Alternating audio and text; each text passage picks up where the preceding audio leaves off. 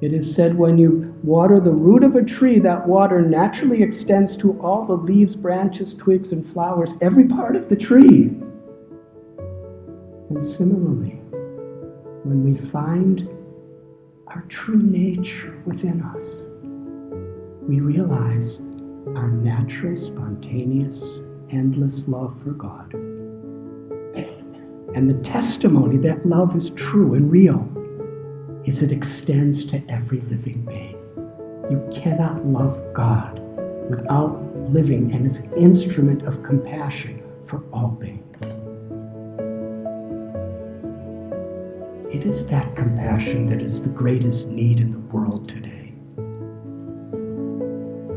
Living by that compassion is the true meaning of simple living and high thinking in whatever particular field of life we may be.